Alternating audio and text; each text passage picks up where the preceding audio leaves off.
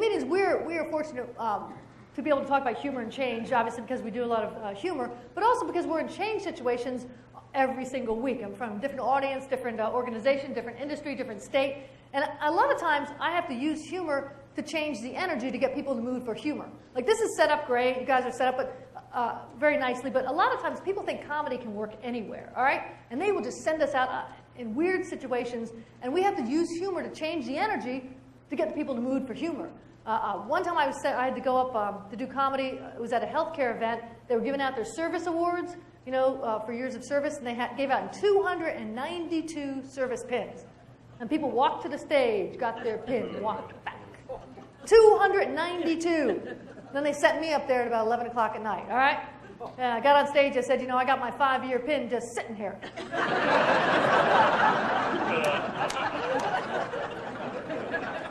Weird situations they put us up on. They think comedy goes anywhere twice. I'm not making this up twice. I've been sent up after they read off the list of people in the organization who died. Does anyone think this is a good idea, huh? Come on, let's have some comedy now. One time they actually did a very solemn candle lighting ceremony. They lit a candle for every person who had passed away, and then they sent me out. I know, I looked over there, I said, you know, we got some candles left. I don't think some of y'all were supposed to be here this week. Anyone get a funny look at registration? Bob, is that you? And what I did in that situation, and my first tip for using humor in a change situation to change the energy, is I got the big elephant out on the table. You have to get the big elephant out on the table. What's going on in the room that is on everyone's mind, right? If you're sitting down to a meeting and you've just had budget cuts or layoffs and you're not going to address it, guess what? Everyone sitting there is thinking about that. You've got to at least say something in order to get people to move on. And you can do that with humor. As comedians, we call it addressing what people see first. As a comedian, if you're really tall or you're really fat or you have a noticeable disability or you look like a famous person, you have to go on stage and say something about that right away and then move on, or otherwise people won't get over it. A friend of mine has muscular dystrophy. He doesn't have an act about muscular dystrophy, but he has one joke he kicks off with, because otherwise people will sit in the chair the whole time going, does he know he has muscular dystrophy? Maybe I should tell him. Why is he sitting like that? They won't get over it. Well, the same with you. If you're dealing with a big change situation, even if you're not going to discuss it at length, you need to at least get it out on the table and get the big elephant out on the table. Now, how do you do that? Comedians, we have a quick trick. We put ourselves in the other person's shoes and say what their sarcastic voice is thinking.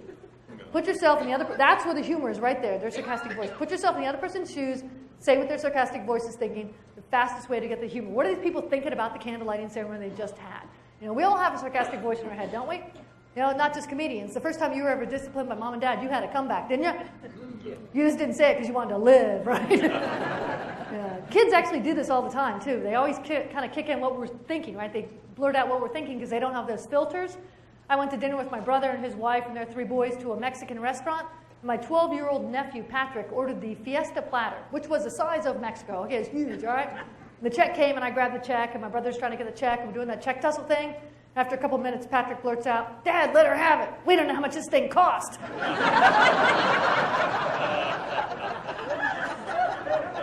He said, well, we're thinking, right? The 12-year-old ordered the $50 platter. He's going to eat 2 bites of it. So that's a quick way. Put yourself in the other person's shoes. Say what their sarcastic voice is thinking. You can practice this all the time, too. You don't have to wait for a stressful change situation. You can practice when you're out in public and you're at the bank and the teller's had a hard customer. Go up to and kick off with something funny about what she's thinking. Might kick off the conversation well, and she won't mess up your transaction. Or you call customer service for the computer problems, and you get the guy over in India. Yeah, we make fun of them. I bet they're making fun of us, right?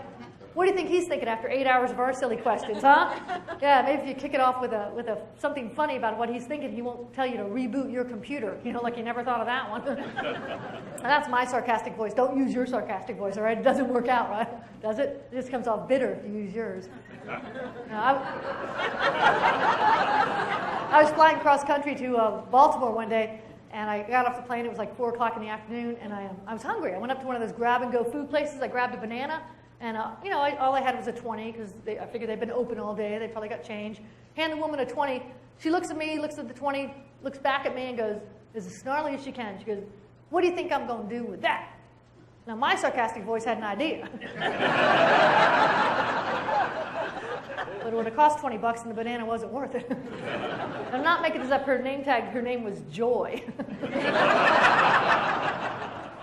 And I'm talking about tense, not hostile situations. Don't use humor if it's hostile when people hate you. But if there's tension, you're just trying to get people to relax. A lot of people are afraid to use humor because they think it has to be belly laugh, kick, or funny. You're just trying to get people to laugh, change focus, relax a little bit, right?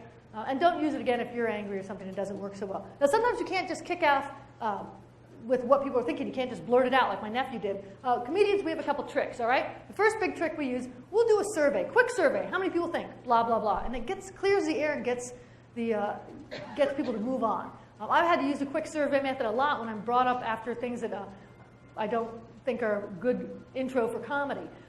One time I had there was a CEO, it was right after the Super Bowl, and there was a CEO who, I guess he spent his whole Super Bowl Sunday watching the game and making an analogy between life and the Super Bowl. And then he went out there and he tried to motivate the troops, and he did this whole horrible analogy between, we're on the 50-yard line and we're trying to get to the end zone, and people were just bored, and he was bombing, all right? Bombing and putting a very bad energy around the room. So he knew he was bombing, so he ran off and pulled me out there.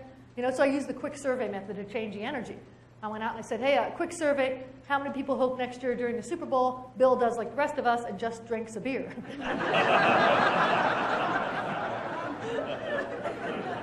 I had to use the quick survey method at a hospice once. I was doing a fundraiser for a hospice. People had paid a lot of money to get there, and the nun went out ahead of me and started shaking people down for more money, right? Now, I'm not Catholic, but I know you can't make fun of the nun, right? And she went out and she said, we are halfway through building the new wing on the hospice, and we are $5 million short. Basically, pony up everybody. And then she dragged me out there, So I went out and I used the survey method. I went out and I said, Sister Mary just told us we're halfway through building the new wing on the hospice, and we are $5 million short. Quick survey, how many people think we should not tell that to the construction crew? It kind of changes the energy, gets people to laugh a little bit, and moves on. You've addressed the subject, you've moved on. So quick survey method, great way to do it.